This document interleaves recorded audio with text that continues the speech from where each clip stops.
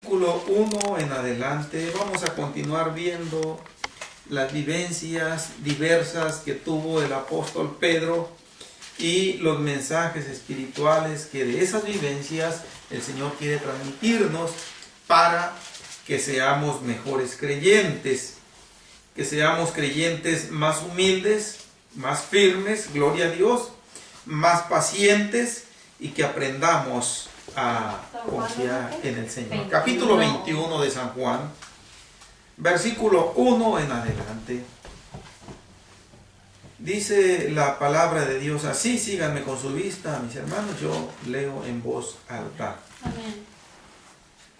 Después de esto, Jesús se manifestó otra vez a sus discípulos junto al mar de Tiberias, y se manifestó de esta manera.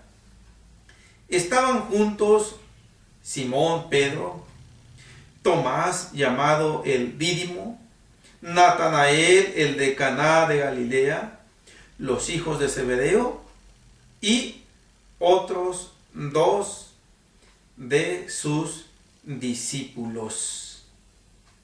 Simón Pedro les dijo, aquí entra el apóstol Pedro en acción una vez más, mis hermanos. Es el énfasis de este versículo en adelante, de este contexto. Voy a pescar. Ellos le dijeron, vamos nosotros también contigo. Fueron y entraron en una barca y aquella noche no pescaron nada. Cuando ya iba amaneciendo, se presentó Jesús en la playa, mas los discípulos no sabían que era Jesús. Y les dijo, hijitos, ¿tenéis algo de comer? Le respondieron, no. Él les dijo, echad la red a la derecha de la barca y hallaréis.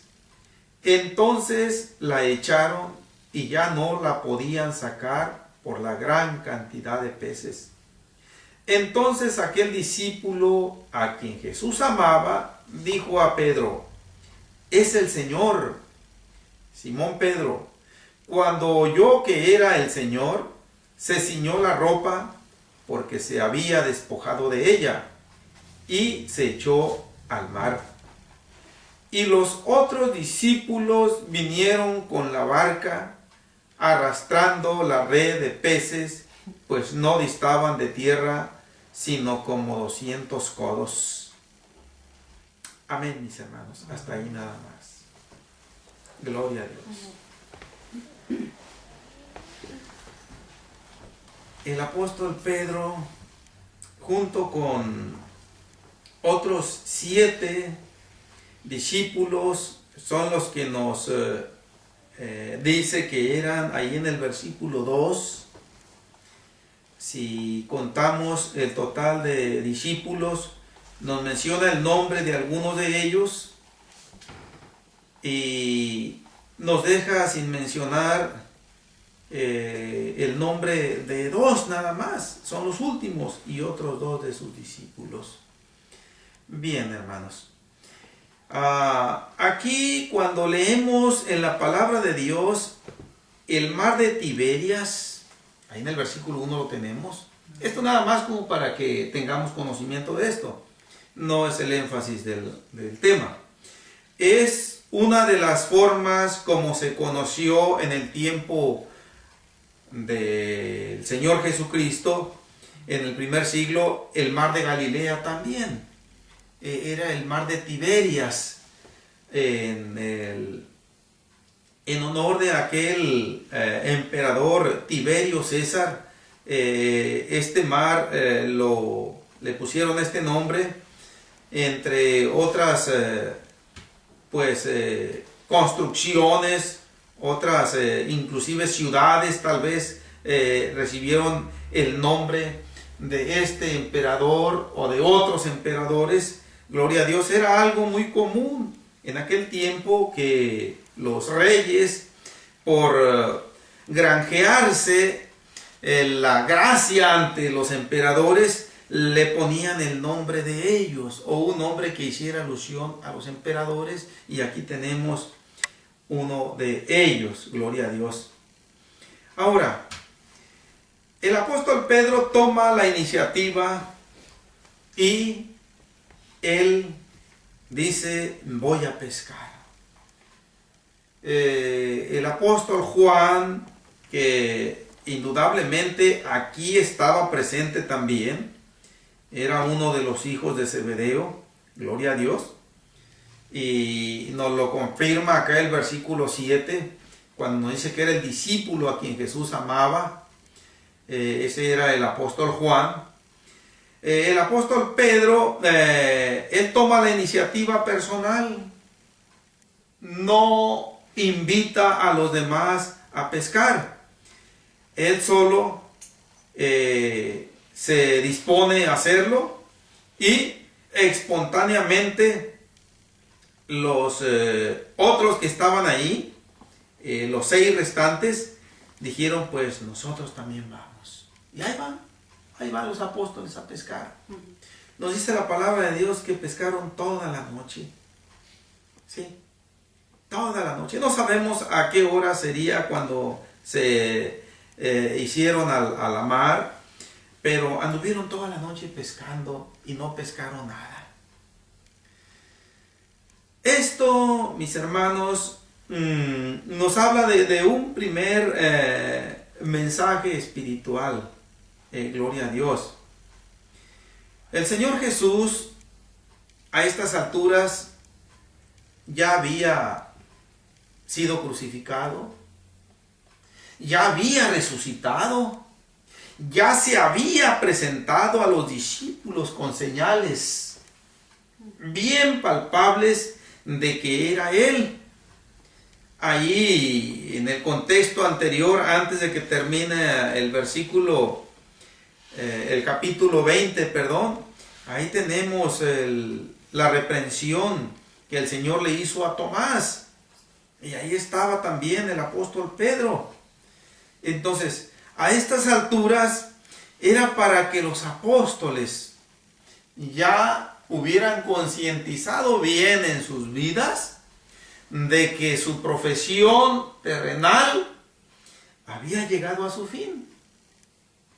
Y que ahora su principal meta era prepararse, como el Señor Jesús ya les había dicho, prepararse para ese encuentro que iba a tener con ellos, en donde los iba a investir de autoridad, los iba a capacitar para que fueran sus mensajeros, sus atalayas, sus testigos, empezando en Jerusalén y en los lugares que seguían en su contorno y hasta lo último de la tierra. Pero aquí vemos que al parecer los apóstoles, en donde el apóstol Pedro toma la iniciativa, ellos vuelven, como que se les olvidó que ya el oficio de pescadores, el Señor Jesús les había dicho con mucha claridad cuando les hizo el llamado a Pedro y a Andrés, su hermano: yo los voy a hacer pescadores de hombres. Ya no van a andar pescando peces. Cuando menos no lo van a hacer como una especie de manera de vivir. Quizá lo vayan a hacer esporádicamente, pero ya no va a ser su profesión diaria. Y aquí los apóstoles pues vuelven otra vez a la pesca. Y regularmente, mis hermanos, cuando nosotros nos olvidamos de que nuestra vida tiene que tener un cambio radical, ¿sí? Por ejemplo, ha habido hermanos, ha habido hermanas que el Señor los ha alcanzado con su misericordia, teniendo un trabajo, una profesión que al Señor no le agrada. Ha habido hermanos que el Señor los ha sacado de un oficio en donde trabajan en un antro de vicio, por ejemplo. Ha habido hermanos que han sido cantineros. Yo conocí a uno de ellos allá en Guamúchil. allí en el centro de Guamúchil, ahora no es tanto, pero antes, hermanos, era una de cantinas, hasta de a 2, 3 en una cuadra había cantinas. Y un hermano, que se llamaba el hermano Fausto Soto, era cantinero.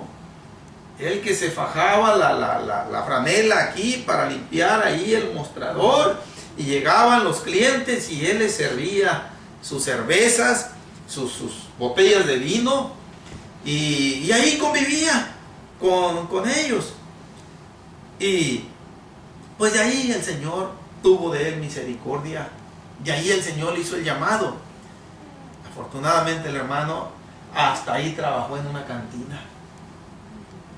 Pero qué triste es no entender el llamado del Señor. Ya vimos cómo, yo ya les explicaba, cuando iniciamos el estudio de las vivencias del apóstol Pedro allá en Mateo capítulo 4, versículo 18 en adelante, cómo el llamado del Señor es algo de lo más importante en nuestras vidas y que no debemos dejar pasar la oportunidad por nada del mundo. Porque si se deja pasar esa oportunidad, ya no se sabe si vuelva a presentarse otra vez. Como puede que el Señor tenga misericordia y vuelva a pasar por ahí y vuelva a decir, sígueme, puede que ya nunca el Señor vuelva a hacerlo. Entonces, es algo que no debemos dejar pasar esa oportunidad.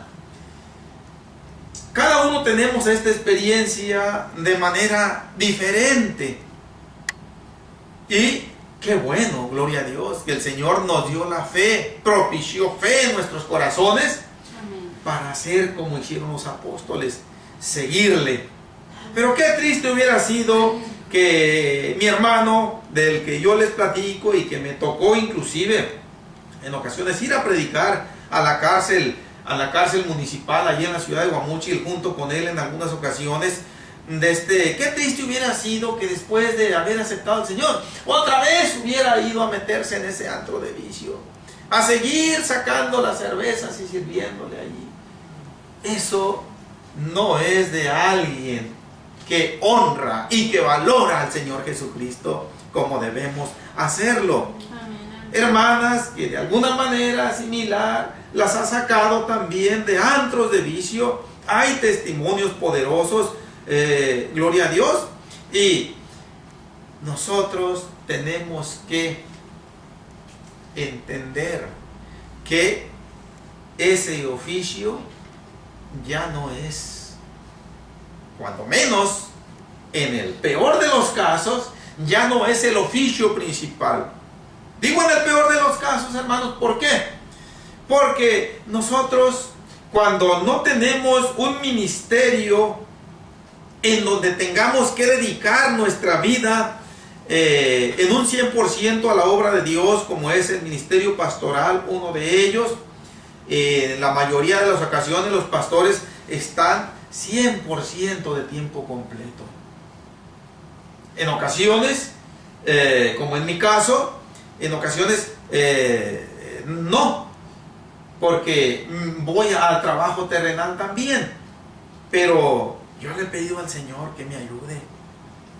Ya lo hice una vez, mis hermanos, no fue posible, e inclusive yo me había ido dispuesto a borrarme de la unión para ya no tener el trabajo de la construcción y centrarme, gloria a Dios, en el ministerio en un 100%.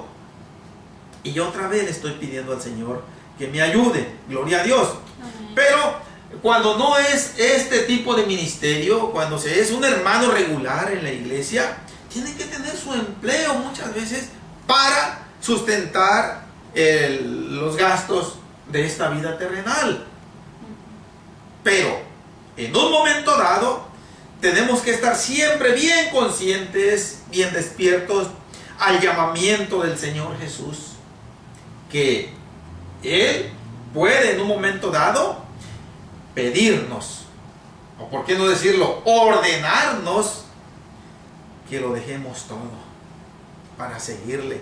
E inclusive llegó el Señor a expresar palabras que para un religioso tibio, deshonesto, pudieran ser exageradas. el que no dejare padre, madre, hermanos, esposa, hijos, etcétera, y aún sus bienes por causa de mí, no es digno de mí. Esta es una mención del Señor para que tomemos conciencia de que por seguirlo a Él tenemos que estar dispuestos, cuando Él así lo requiera, a hacer a un lado todo y a seguirle. Alguien que no tenga la suficiente honestidad ante el Señor puede decir: ¿y cómo le voy a hacer para vivir? Ese ya no es problema nuestro, ese va a ser problema del Señor. Gloria a Dios. Amén. Nuestro compromiso es atender sus exigencias, sus demandas, cuando Él así lo haga. Claro, no es común que el Señor esté haciendo este tipo de reclamaciones, que Él tiene el derecho de hacerlas, pero puede presentarse en un momento dado, y el Señor quiere que nosotros siempre estemos dispuestos a dejarlo todo. Aquí tenemos los apóstoles, a 7 de ellos, volviendo a ese antiguo oficio, a la pesca otra vez. Y el hecho de que no hayan pescado nada en toda la noche, termina diciendo el versículo 3, y aquella noche no pescaron nada. Yo puedo decirles, y no temo equivocarme absolutamente nada, que si el Señor Jesús no se hubiera presentado y ellos hubieran seguido tercos en seguir pescando, hubiera pasado ese día, hubiera pasado la noche que se sigue, y no hubieran seguido pescando nada. Porque cuando el Señor nos dice que tenemos que darle un giro a nuestra vida y nosotros insistimos en seguir en la misma condición en que estábamos antes, no vamos a prosperar. No. Yo recuerdo que pertenecía a un equipo de béisbol cuando el Señor tuvo de mí misericordia. Y todavía, inclusive, si mal no recuerdo, el último de los partidos que me tocó jugar fue un encuentro que fuimos a tenerlo allá en Mazatlán. Y creo que esa vez llevé a mi esposa y a mis hijos. Nos fuimos desde un día antes para aprovechar allá. Y yo, miren, en mi inmadurez, yo le pedía al Señor: Señor, dame esa gracia tuya, para que cuando me toque pararme a batear, que meta un jonrón, que bote la pelota fuera del estadio, fuera del campo. Qué pobre, mis hermanos, qué digno de lástima era yo ahí. Obviamente que el Señor, claro, pues no me cumplió eso. Puros ponches, puros ahí de jugadas pobres, porque pues no estoy en los propósitos de Dios.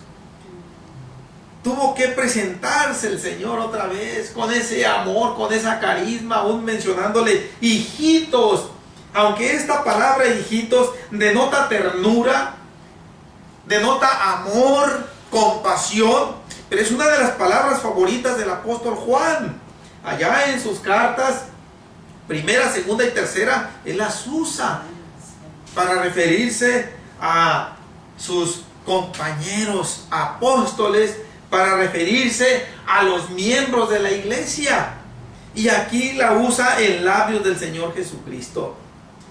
Bien, tenemos que, en el caso de continuar, a mí me pasó esto, yo era funcionario de un juzgado allí en Guamúchil, del juzgado de primera instancia de ramo civil, y cuando el Señor tuvo de mí misericordia, reconstruyó mi matrimonio, reconstruyó mi vida, la de mi esposa, la de mis hijos, que estaba completamente despedazado. Yo continué trabajando ahí, pero algo me decía: este trabajo tiene un segundo o tercer grado de importancia. el primero que tiene importancia es el servicio al Señor. Y siempre sentí yo ese sentir, vaya la redundancia, y hermanos, aunque de alguna manera, pues, y con la inmadurez que uno va iniciando, no se le sirve al Señor con esa, pues, calidad que se le debe de servir. Gloria a Dios. Aquí tiene que presentarse al Señor. Otro mensaje espiritual. El versículo 7 nos lo dice, uno de ellos. Entonces aquel discípulo a quien Jesús amaba dijo a Pedro: es el Señor. Simón Pedro, cuando oyó que era el Señor, se ciñó la ropa porque se había despojado de ella y se echó al mar. Aquí, uno de los mensajes espirituales es que cuando nosotros ignoramos que nuestra primordial iniciativa debe ser procurar lo que al Señor le agrada, y cuando no lo hacemos, muchas veces, consciente o inconscientemente, empezamos a vestir o empezamos a hablar, a conducirnos como lo hacíamos antes de que el Señor Jesucristo tuviera misericordia de nosotros. Aquí el apóstol Pedro no se menciona la palabra que estaba completamente desnudo. La expresión que se ciñó la ropa porque se había despojado de ella, no debemos entenderla como que el apóstol se había quedado 100% sin ropa, sin paños. No. Tal vez se había quedado con alguna, pues, ropa interior solamente de la que se usaba en aquel entonces. Pero esto de que se echó al mar refleja una reacción de vergüenza. Esta experiencia refleja podemos decirlo, una reprensión del Señor para recordarnos que nosotros ya no debemos ser como antes. Quiere decir que si el Señor no se hubiera presentado, o si el discípulo a quien el Señor amaba no le hubiera dicho a Pedro: es el Señor, Pedro hubiera seguido así. Y parece ser que no le daba vergüenza. La vergüenza le dio cuando el Señor se presentó. Hermanos, y que el Señor nos libre siempre de adormecernos en ese sueño maligno de querer otra vez andar vistiendo como vestíamos antes. Yo les he dicho, mis hermanos, qué bueno que no me conocieron ustedes a mí, ni a mi esposa tampoco, cuando pues andábamos en el mundo. Era algo vergonzoso y no nos daba nada de vergüenza. Hay fotos por allá, las arrumbamos a donde ya no las queramos ver, ni las enseñamos bien. Algunas de ellas por ahí están, pero no nos gusta enseñarlas, mis hermanos.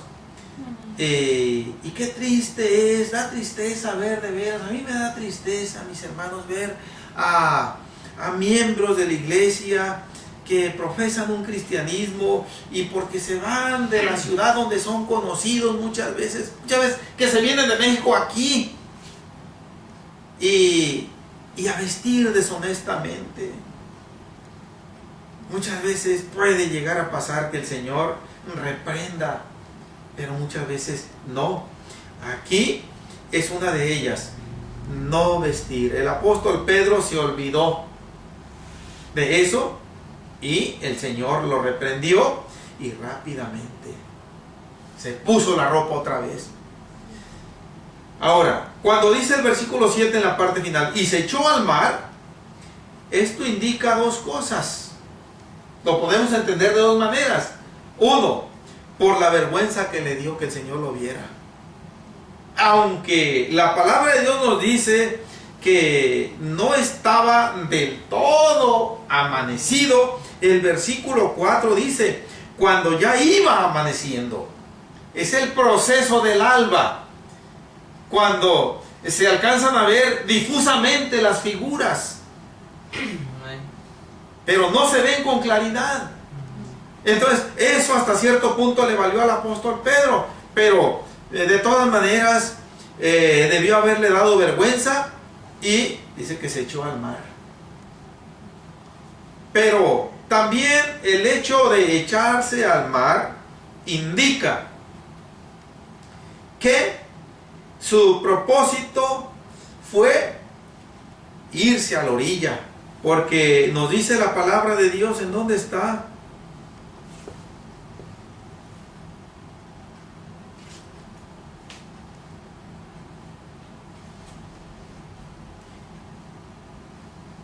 En la parte, es el versículo 8, dice: y los otros discípulos vinieron con la barca, arrastrando la red de peces, pues no distaban de tierra sino como 200 codos. Un codo mide aproximadamente 45 centímetros, un poco menos de medio metro. Estamos hablando aquí aproximadamente de 90 metros de la playa. 90 metros. Bien. Esta distancia de 90 metros aproximados, cuando el apóstol Pedro se echa al mar, él inicia un ejercicio de nadeo para llegar a la orilla ante el Señor Jesús, porque el versículo 10 nos dice, más bien el versículo 11, versículo 10 y 11 dice: Jesús les dijo, traed de los peces que acabáis de pescar. Subió Simón Pedro y sacó la red a tierra, llena de grandes peces, 153, y aún siendo tantos, la red no se rompió. El énfasis está aquí en que el apóstol Pedro, cuando llegan los demás compañeros con la barca a la orilla de la playa, el apóstol Pedro ya estaba ahí. Y como ya estaba ahí con el Señor Jesús, dice que él fue el primero que le pegó el jalón a la red para sacarlo. Entonces, fue una mezcla de vergüenza, fue una mezcla de gozo de haber visto al Señor, y pues nadó para llegar a donde él estaba. Tal vez con cierta vergüenza, tal vez ahí como no pudiéndolo ver fijamente al Señor por la vergüenza, pero llegó el apóstol Pedro y solícito se propuso hacer lo que el Señor le dijo. Gloria a Dios. Pero hermanos, si no hay necesidad de que nos suceda esto en la vida, es mucho mejor. Esto quedó escrito para nuestra enseñanza, para que recordemos que cuando decidimos seguir al Señor Jesucristo, tenemos que estar conscientes de que nuestro trabajo terrenal debe estar siempre en un segundo grado de importancia. De que cuando decidimos seguir al Señor Jesucristo, tiene que haber en nosotros un cambio que va a comprender nuestra manera de hablar, nuestra manera de vestir, nuestra manera de conducirnos, nuestro trato con los demás. Yo les he dicho, en ocasiones venimos del mundo acostumbrados a hacer tratos con las personas de una manera que no conviene. Por ejemplo, estar abrazándolos o palmeándolos y platicando, y hay quienes yo he tenido que decirle a personas: oiga, por favor, yo puedo escucharlo, la puedo escuchar, a varonas también. A un hermano allá en Guamuchi en una ocasión sí lo reprendí porque nada más me palmeaba, me empujaba así, y cada vez que me empujaba yo casi me caía para atrás, hasta que le dije: hermano, mire, lo está haciendo conmigo, no trasciende, le dije yo. Yo lo perdono, pero sí tengo que reprenderlo.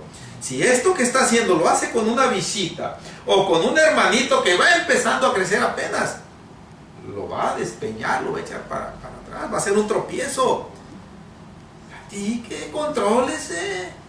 Comente lo que quiera comentar, pero sin estar tirando esas manotadas que casi lo tumban a uno. Entonces, todo eso tenemos nosotros que corregir en nuestras vidas, mis hermanos, gloria a Dios. Y esto nos está enseñando esta experiencia del apóstol Pedro. Una más que tenemos allí en el versículo 15 en adelante. Gloria a Dios.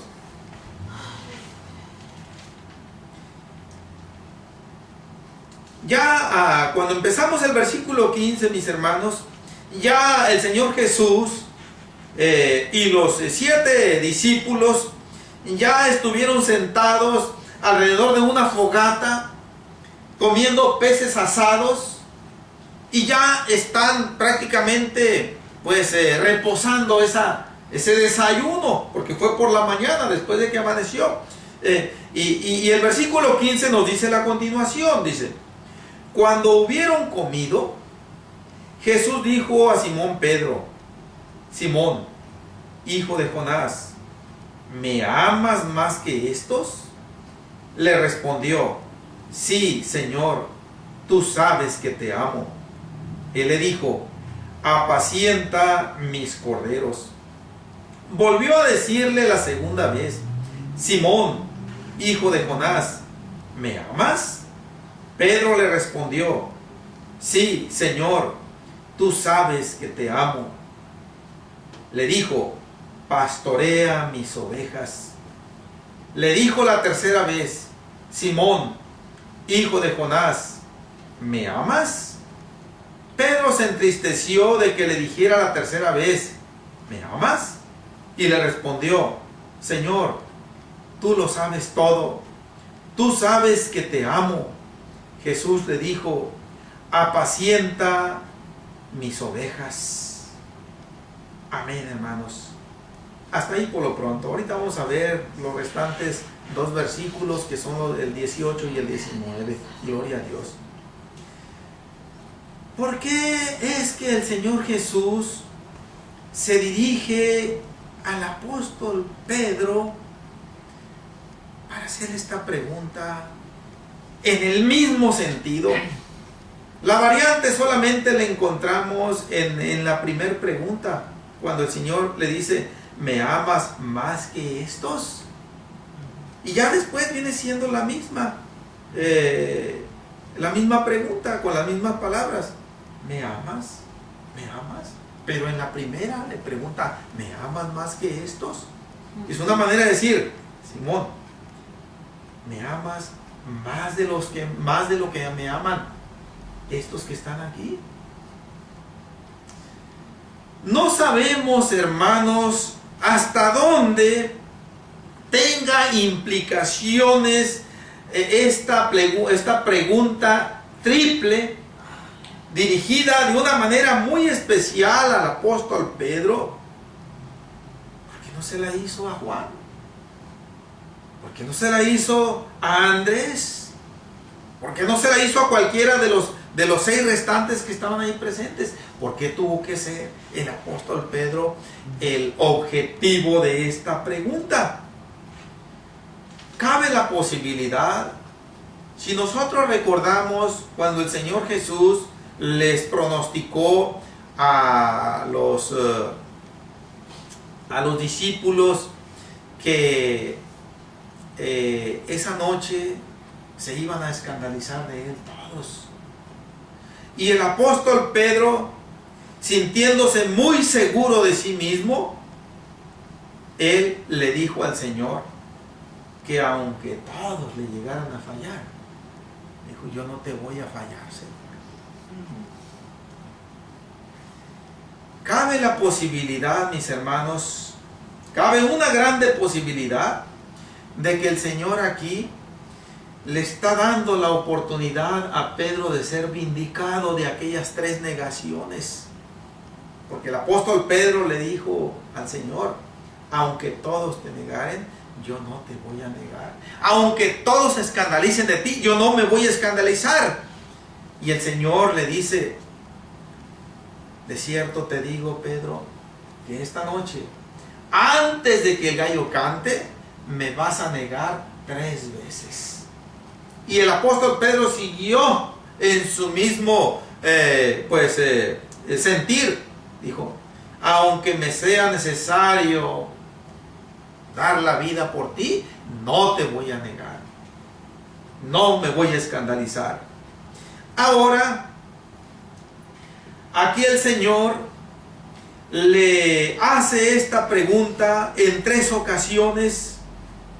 Cabe la posibilidad de que por cada negación que el apóstol Pedro le hizo al Señor, un gran pecado que cometió, el Señor le está dando la oportunidad de que subsane ese pecado mediante 3 afirmaciones. Pero que ahora concientice bien. Que ahora sí se dé cuenta, ya había pasado la experiencia de cuando el apóstol Pedro negó al Señor. Ahora, cuando el apóstol le contesta al Señor en las 3 ocasiones que sí le amaba, que estaba, lo que el apóstol Pedro ya sintetizando, resumiendo bien la respuesta a él, el apóstol Pedro le dice al Señor, Señor, ahora sí estoy seguro. Ahora sí estoy seguro que te amo. Y el Señor le da una responsabilidad mediante la cual el apóstol Pedro le iba a demostrar que realmente lo amaba. El Señor Jesús sabía que así iba a ser, pero el Señor Jesús le dice en las 3 ocasiones. En la primera le dice, apacienta mis corderos. En la segunda le dice, pastorea mis ovejas. En la tercera le dice, apacienta mis ovejas. Son 3 expresiones que, aunque gramaticalmente diferentes, pero que vienen significando lo mismo. Atiende a los creyentes que van a venir por la predicación del evangelio que ustedes van a llevar a cabo.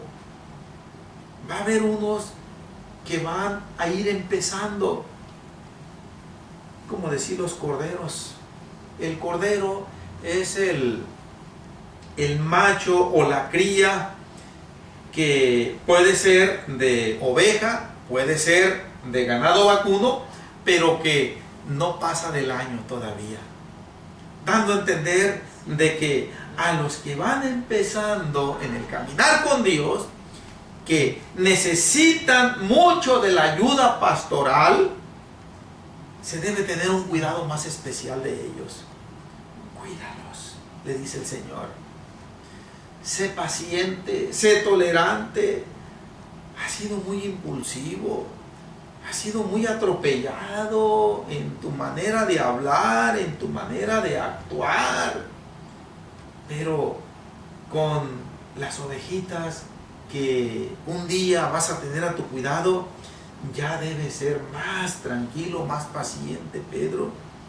Y con estas 3 preguntas, el Señor hasta cierto punto lo afina al apóstol Pedro para que concientice que la manera en cómo le va a acreditar al Señor que lo ama es amando a los hermanos de la iglesia.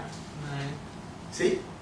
El apóstol Juan, allá en sus cartas posteriores, dijo, el que no ama a su hermano, dice, que lo ve, ¿cómo va a poder amar a Dios que no lo ve? Entonces, una de las maneras como le demostramos al Señor que le amamos es amándonos entre nosotros mismos. Gloria a Dios. Bien, hasta ahí, mis hermanos. Puede que se me escape algún énfasis de estos 3 versículos, pero podemos deducir que el Señor aquí vindicó a Pedro de aquellas 3 negaciones que le hizo y lo motiva para que, en cambio de aquellas 3 negaciones, ahora le conteste con 3 afirmaciones, ya no negándolo, sino amándolo. El Señor Jesús certifica esta postura del apóstol Pedro en la parte final del versículo 19, pero vamos a leerlos estos dos versículos ya para terminar la predicación, mis hermanos. Versos 18 y 19. De cierto te digo, cuando eras más joven, te ceñías e ibas a donde querías, mas cuando ya seas viejo, extenderás tus manos y te ceñirá otro y te llevará a donde no quieras. Esto dijo, dando a entender con qué muerte había de glorificar a Dios. Y dicho esto, añadió, sígueme. Como certificando al Señor con esta última palabra, sígueme. Has pasado la prueba, Pedro. Antes no me podías seguir. Creías que me podías seguir, pero no podías. Ahora, con esta enseñanza que has recibido, ahora sí puedes seguirme. Ahora, el versículo 18, lo que nos dice el versículo 19 viene aclarando que el Señor le estaba profetizando cómo iba a glorificar a Dios en su muerte. Y la historia nos dice que el apóstol Pedro murió en Roma. El apóstol Pablo también murió en Roma. Ambos murieron en Roma. El apóstol Pedro crucificado con la cabeza para abajo, porque se dice que él pidió que no se le crucificara con la cabeza para arriba porque él no era digno de morir como murió el Señor Jesucristo, que lo crucificaran con la cabeza para abajo y los pies para arriba, y se dice que así murió. Pero lo que nos dice también el versículo 18 es que cuando nosotros iniciamos el caminar con el Señor, esto quiere decir, dentro de otras profundidades que tenga este versículo, cuando eras joven, cuando empezamos, entramos broncos, entramos muy alebrestados. Cuidadito con que alguien nos quiera reprender, cuidadito con que alguien nos quiera llamar la atención o regañar, porque vamos a tener esa tendencia de reaccionar carnalmente.